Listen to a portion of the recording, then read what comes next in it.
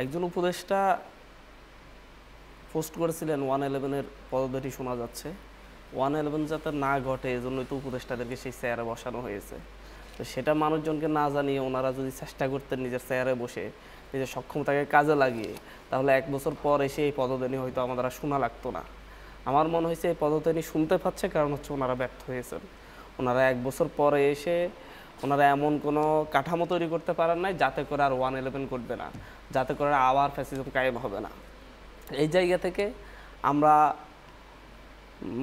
স্পষ্টতই বলছি যে কাঠামোগত পরিবর্তন ছাড়া আসলে হচ্ছে বারবার 111 আসবে, বারবার হচ্ছে স্বৈরাচার আসবে, বারবার এরশাদ আসবে, বারবার হাসিনা আসবে, বারবার 72 থেকে 75-এর মতো শাসনামল কায়েম হবে।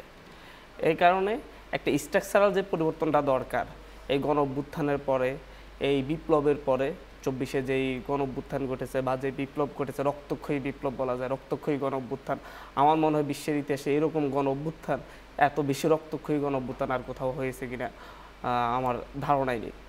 এখানে মূলত হচ্ছে একটা রাষ্ট্রযন্ত্রের, রাষ্ট্রের সিস্টেমের বিরুদ্ধে, সিস্টেম না বলে আমি বলবো যে এটা অপসিস্টেম, যেটাকে সিস্টেম আকারে দাঁড় করানো হয়েছে, সেই সিস্টেমের বিরুদ্ধে মূলত হচ্ছে একটা গণবিদ্রোহ হয়েছে। সেই বিদ্রোহের পরিপ্রেক্ষিতে রাষ্ট্রযন্ত্রের একেবারে আমলা থেকে শুরু করে প্রধানমন্ত্রী থেকে শুরু করে মসজিদের ইমাম পর্যন্ত যারা অপসিস্টেম কায়েমের সাথে জড়িত, তারা প্রত্যেকে পালাতে বাধ্য হয়েছে।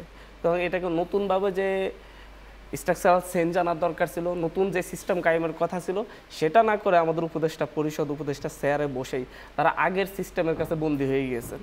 এবং যখনই কোনো নতুন সিস্টেমের কথা বলা হয়, নতুন কোনো পরিবর্তনের কথা বলা হয়, যে আপনাদের মন্ত্রণালয়ে আপনাদের কি পরিবর্তন করেছেন সিস্টেমের, তো যখন এই কোশ্চেনগুলো করা হয়, যখন এগুলো নিয়ে ওনারা একটু চাপ প্রয়োগ করা হয়, তখন ওনারা মানুষজনকে ভয় দেখান, মানে নিজেরা ভয় পেয়ে গেলে মানুষজনকে ভয় দেখান যে 111-এর পদধ্বনি শোনা যাচ্ছে।